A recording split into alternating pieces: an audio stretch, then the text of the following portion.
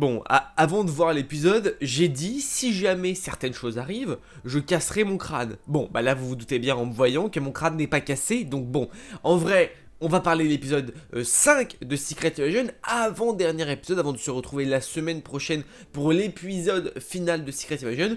Mais avant ça, vous connaissez la gimmick, on peut bien sûr mettre le petit pouce bleu, s'abonner si ce n'est pas encore déjà fait, et mettre en commentaire votre avis sur l'épisode.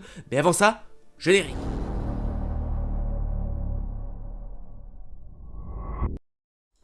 Bon, nous voilà donc ici présentement pour parler du 5ème épisode de Secret Invasion.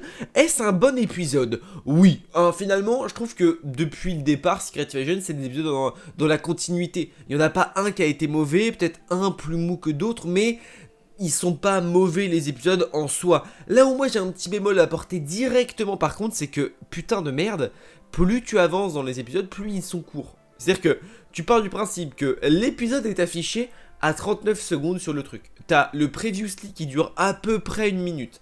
T'as le générique qui dure à peu près une minute. T'as le truc de fin qui dure à peu près 3 minutes. Ce qui fait que l'épisode ne dure pas 39... encore le previously, non, c'est plus d'une minute et le générique plus d'une minute. Donc, ce qui fait qu'à la fin, t'arrives sur un épisode qui est affiché à 39 minutes et qui fait au final 30 minutes, vraiment pas plus. Donc ça c'est un peu relou parce que les épisodes sont un peu courts, tu vois. Le premier on te vend un épisode de 50 minutes, vraiment riche, vraiment machin et tout, pour qu'au final après on ait des épisodes qui durent que 30 minutes en vrai. Et ça je trouve ça un petit bémol parce qu'en vrai c'est un événement Secret Invasion qui est quand même assez gros et il y a moyen de mettre un peu plus et de fournir un peu plus de contenu sur ce sujet là en vrai. Donc sur ça ouais, j'ai mis une petite réserve. J'aurais aimé que les épisodes soient un peu plus longs et qu'on raconte un peu plus de choses. Maintenant, bon, il reste que le dernier épisode. En soi, on racontera pas plus de choses. Je trouve que la guerre et l'invasion secrète est vraiment plutôt bien mise en place. Vraiment, ça arrive pas d'un coup. On a tout le processus de recherche et de développement du début jusqu'à la fin. Ça, c'est vraiment cool. On n'a pas une bataille finale en plein milieu, machin et tout ça. C'est vraiment nice pour le coup. C'est plutôt bien fait. Et finalement, ce que je reproche juste à la série, c'est que c'est un peu 2-3 moments mous et que de temps en temps, l'épisode devrait être un peu plus fourni et riche. Voilà, ça c'est ce que j'aurais aimé. Bon, et puis on va plutôt parler de cet épisode là, puisqu'on est là pour ça. Finalement on est là pour parler de cet épisode là. Finalement on avance, on est dans la continuité forcément. On est à l'épisode d'avant l'épisode 6, l'épisode final. Là où j'ai mis un nouveau bémol, finalement ça fait déjà 2 bémols, mais en soi c'est pas grand chose. C'est que j'aurais peut-être aimé avoir un peu plus de teasing à la fin de cet épisode, ce qui fait que je reste un peu sur ma faim. Alors moins que les précédents, parce que le 4 j'étais vraiment en mode bon ok. Là pour le coup le 5 on a un peu d'action, on avance, on approche du dénouement, etc. Et il y a des choses qui se sont mises en place et tout, ça c'est vraiment cool. Mais j'avoue que j'aurais aimé pour l'épisode 6, je sais pas, une scène post-générique à l'épisode 5. 10 ans, je sais pas, bon si je sais, en vrai j'aurais aimé voir des agents du SHIELD de la série AOS qui reviennent pour faire équipe et pour aider Nick Fury.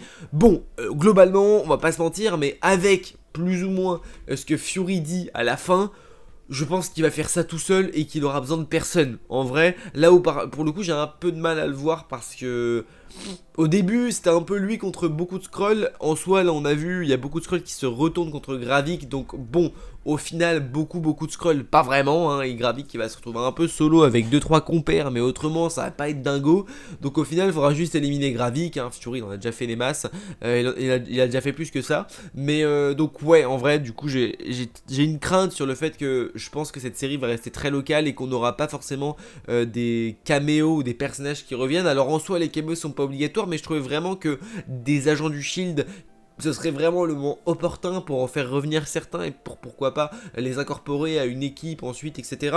Je trouve que Quake par exemple aurait vraiment eu sa place là-dedans. Elle aurait pu parfaitement s'intégrer à la série, mais surtout à l'épisode final en venant aider Fury. Tu vois, Fury qui a des contacts un peu, bim, il a encore des contacts avec le SHIELD machin et tout, et là bam, petit appel, j'ai besoin de vous. Et là tu entends la voix de Chloé Bennett et let's go, tu vois. Bon, c'est pas trop le cas pour le moment et je pense pas que ça arrive en vrai. Le vrai, je pense que l'épisode 6 ça va être simplement Fury qui va régler le problème avec Gaïa et avec pourquoi pas aussi Sonia du coup.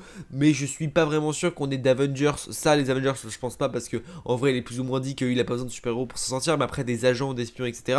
ça peut être sympa de les voir, mais du coup je doute un petit peu au vu de ses paroles, même si on n'est pas à l'abri de quelques petites surprises. Mais bon, pour le moment c'est pas vraiment le cas.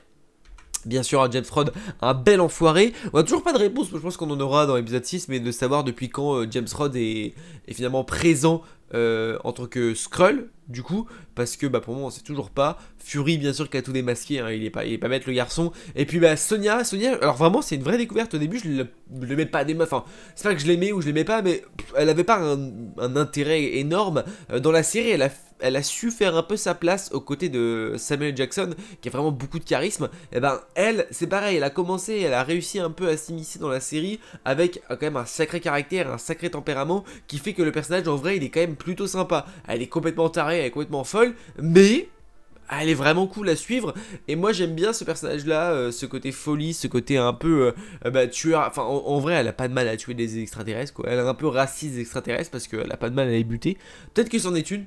Bon c'est pas, on verra peut-être par la suite. Mais en vrai non ouais, j'aime bien Sonia. J'aime vraiment bien cette découverte de personnage. Elle est intéressante à suivre. Et puis elle mène un peu le même combat finalement que Fury, mais en soum soum. Gravik, alors Gravik par contre les frérots, vraiment on est sur un vrai antagoniste. Je trouve que ça fait longtemps qu'on n'avait pas eu un antagoniste comme ça dans des séries, si ce n'est même jamais. Du coup avec Gravik, il est fort résistant. Alors dans l'épisode 5 on met un peu en place aussi, on voit un peu différents pouvoirs de ce super Skrull qui s'est lui-même créé, avec du coup le pouvoir de Groot qu'on voit quand même relativement souvent. Je pense qu'en termes de budget et d'effets spéciaux, il était bien plus simple pour eux de mettre du Groot que du géant de glace ou du queue l'obsidienne ou du Extremis. Voilà. Alors Extremis je pense pas, enfin Extremis ça aurait pu être aussi simple que Groot parce que c'est deux trucs qui ont été vachement visibles beaucoup dans le MCU, donc en vrai ça aurait été des effets qui sont récupérés. Là Extremis on l'a vu surtout dans l'épisode 4 je crois, et l'épisode 5 on a vu pas mal, enfin on a vu pas mal, le peu qu'on ait vu, on a vu surtout du Groot et peut-être un peu de queue l'obsidienne, mais je crois que c'est tout. Le dernier on l'a vraiment pas vu pour le moment, je sais même pas à quoi il sert, mais du coup avec Gravik, voir l'étendue de ses pouvoirs ça va être très sympa.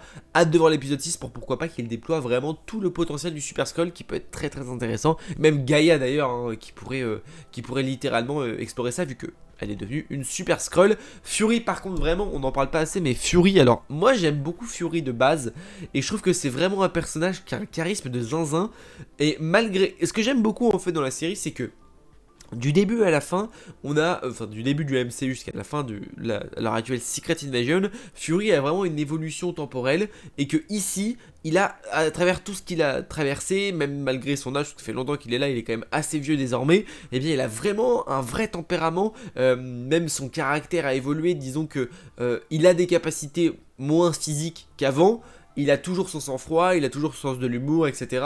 Ça, il l'a gardé, mais bon, ses capacités physiques ont été diminuées, mais du coup, il peut compenser ça peut-être par de la stratégie ou des choses comme ça, et ça, c'est ce qui est vraiment, vraiment intéressant. On est sur un Fury rouillé, mais qui se dérouille, et ça, j'aime bien, parce que ça nous permet justement de continuer à avoir un Fury qui est pas un moldu, finalement. Voilà, pour les fans d'Harry Potter, ce n'est pas un moldu Fury, et j'aime vraiment bien ce côté de Fury, de dérouillage, de tout ça, ça me plaît plutôt bien. Le fait aussi, alors cette scène là je pense que vraiment elle est super importante. Je pense que le président a entendu les mots de Fury lorsqu'il lui a dit fais gaffe à Rose, ne lui faites pas confiance machin et tout, parce qu'en plus dans cette scène là il dit un truc en mode ah oui machin on m'a prévenu, je sais pas quoi, un truc comme ça qui pourrait faire allusion au fait qu'il ait entendu Fury parler lorsqu'il lui parlait au tout départ. Et pour le coup James Ross qui lui dit bon, tu dis ça à un président en mode déclare la troisième guerre mondiale pour une raison absolument obscure de fou alors qu'il a pas les tenants, il a pas les aboutissants. Le mec se dit frère ta gueule tu vois. Donc en vrai cette scène là si jamais il a pas entendu Fury elle n'a aucun intérêt. Genre vraiment elle n'a aucun intérêt.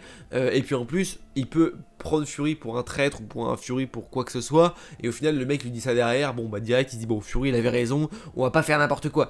Donc ça c'était cool. Alors ce personnage là les frérots, je sais pas si vous vous rappelez de qui c'est, il me semble qu'on le voit dans Black Widow, c'est le personnage qui est plus ou moins allié à Black Widow, qui lui apporte je crois un hélicoptère, des armes, des trucs et tout, qui la transporte etc. Voilà, bah c'est lui, il est de retour, c'est Osef de fou, ça fait marrer vite fait en vrai, ça fait un peu marrer, je suis en mode bon bah pourquoi pas, c'est rigolo, tu vois quand je l'ai vu j'étais en mode oh bah tiens qu'est-ce que tu fous là. En vrai bon c'est gaulerie, on a 2-3 petits trèfles etc, on sait plus ou moins qu'il travaillait pour le Shield lui donc c'est cool. Et puis ouais on a de retour un peu du Shield, alors vraie question, ça là, est-ce que c'est le nouveau logo du Shield? Alors le Shield est plus ou moins enterré en vrai, que vous ayez vu Agent of Shield ou pas d'ailleurs, le Shield est plus ou moins enterré en vrai. Donc au final, est-ce qu'on serait pas sur une nouvelle branche du Shield ou quelque chose comme ça, un petit Shield ou un truc d'une envergure beaucoup moins grosse que départ? Peut-être. Ce logo là me fait un peu penser à une sorte de remaster du Shield, parce que le Shield c'était un aigle mais comme ça, alors que là c'est plus de face et de profil. Donc en vrai ouais, je suis en train de me dire que peut-être que c'est le nouveau logo du Shield et peut-être que Fury va créer une nouvelle division du Shield avec des nouveaux personnages, peut-être, je sais pas pourquoi. En vrai ça pourrait totalement le faire parce que Gaïa pourrait rejoindre cette branche là par exemple, il pourrait monter une sorte d'équipe un peu d'espions ou des trucs comme ça, un peu comme il avait, un peu finalement comme ça a été fait avec Agent Field, mais finalement version MCU avec Fury aux commandes, s'il n'est pas mort, avec pourquoi pas 2-3 agents du Shield qui reviennent, genre Quake par exemple, avec lui, pourquoi pas, et puis Gaïa, parce que Gaïa au final après on sait pas vraiment ce qu'elle va devenir, elle a quand même un grand intérêt, si ils lui ont donné le sérum de Super Skrull c'est pour qu'elle fasse quelque chose après, donc en vrai il y a moyen de faire quelque chose je pense, et peut-être une équipe secrète du coup, monté par le nouveau Shield et donc par Fury. Voilà, je baille en même temps, y a rien qui va. Mais non, en vrai, ouais, c'était une petite surprise. En plus, on a 2-3 refs à l'héliporteur, comme quoi que l'héliporteur a été enterré il y a peu. Et d'ailleurs, alors ça, par contre, si on parle pas des agents du Shield, je vois pas de quoi on peut parler, parce que dans le MCU, la dernière fois qu'on a eu le Shield, c'était dans Captain America 2, si je dis pas de conneries. Je crois pas qu'on ait eu de retour, parce que l'héliporteur, on l'a pas revu depuis longtemps. En vrai. Parce qu'après la base des Avengers elle est fixe. Donc ouais je crois qu'on l'a pas vu le l'héliporteur depuis Captain America 2. Donc je sais pas trop où est-ce qu'il est. Je sais plus, dites-moi peut-être que je me trompe, hein, peut-être qu'on l'a revu depuis, je sais pas exactement. Mais en vrai ouais non, pourquoi pas en vrai, des rêves, des trucs comme ça. Nouveau logo du Shield ou pas. Enterrement de Talos forcément. J'aime bien aussi l'évolution psychologique de Priscilla, de Gaïa, etc. Toutes ces évolutions là, j'aime bien. Et on a quand même quelques révélations. Ce combat là est vraiment badass. Les deux femmes avec les deux fusils, c'est vraiment badass. Pareil, du coup on parlait des rêves du Shield, de Black Widow. Il y a quelques rêves de Black Widow. Du coup il y a le personnage qui revient. Le masque là qui est utilisé je crois par Black Widow, qui est utilisé d'ailleurs par Natasha dans le film, pour changer d'identité. Ça c'est utilisé, c'est repris ici en mode je reprends l'ancienne formule. Il y a une nouvelle qui permet de changer tout ton corps. Mais bon là j'ai eu la flemme, j'ai pris que l'ancienne. Ouais, des petites rêves à Black Widow qui font plaisir, en vrai j'aime bien. Et puis voilà, alors ce truc là par contre c'est un mystère. Pourquoi avoir récupéré de l'ADN d'Avengers? Vraiment, alors ils l'ont fait peut-être pour éviter que certains mettent la main dessus, mais alors si à chaque fois il y a des balayeurs qui viennent récupérer le sang des héros qui ont perdu au combat, bon bah les frérots, vous êtes pas, je pense que vous êtes pas rendus vraiment, j'espère que vous êtes bien payés parce que, bon voilà, alors c'est vrai que ça j'ai pas bien compris pourquoi du comment d'avoir récupéré le sang. Peut-être pour éviter que d'autres mettent la main dessus, en vrai ça pourrait être cohérent, mais c'est sûr qu'ils ont un sacré taf parce que des batailles, il y en a eu quand même pas mal et des héros il y en a quand même nombreux aussi, donc bon, à voir. Et alors pourquoi d'avoir stocké là, bon, bref ça c'est un peu un mystère en vrai, mais pourquoi pas en vrai. Et Fury du coup, alors est-ce que Fury, la vraie question, est-ce que Fury est un Skrull?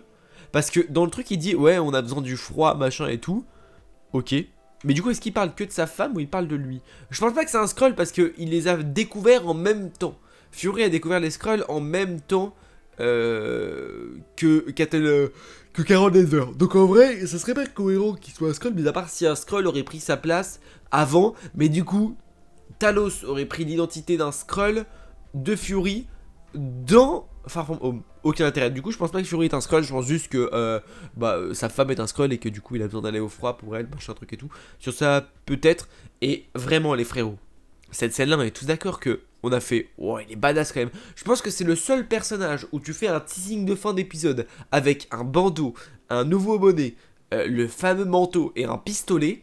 Et t'es en mode, wow, let's go, tu vois. C'est le seul personnage, vraiment. Il n'y a aucun autre personnage qui peut te faire ce mouvement-là en étant aussi classe. Vraiment, Fury, c'est une dinguerie.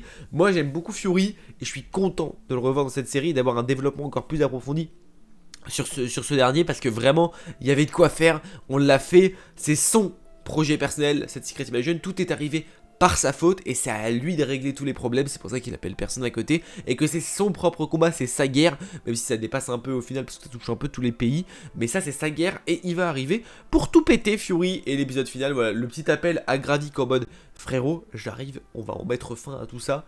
Ça j'aime bien. J'espère que l'épisode final ne dure pas 25 minutes par contre, parce que ça me saoulerait vraiment. Mais en vrai, j'aime bien ce qui est proposé dans cet épisode là. Voilà, on aurait pu être plus complet, on aurait pu avoir peut-être un teasing supplémentaire avec une scène post-credit teasant des personnes qui auraient pu venir aider du coup Fury. Mais je pense qu'on va pas trop se diriger vers ça, on va vraiment se diriger vers une lutte solo de Fury à voir en vrai ce que ça peut donner tout ça. Mais en tout cas, j'ai très hâte de découvrir cet épisode 6 qui sortira donc la semaine prochaine. En attendant, on peut s'abonner à la chaîne YouTube si vous n'êtes pas encore abonné pour justement pas louper les prochaines vidéos qui arriveront, notamment la critique de l'épisode 6 de la semaine prochaine, ou même peut-être, pourquoi pas, d'autres vidéos qui arriveront entre temps. On s'abonne, on active la cloche, ça fait extrêmement plaisir. On peut également mettre le petit pouce bleu qui fait toujours extrêmement plaisir, et on peut mettre en commentaire, vous, votre avis sur Secret Invasion. Des bisous à tous, n'oubliez pas, mais de grands pouvoirs impliquent de grandes responsabilités. Je vous fais des bisous, et c'est ciao.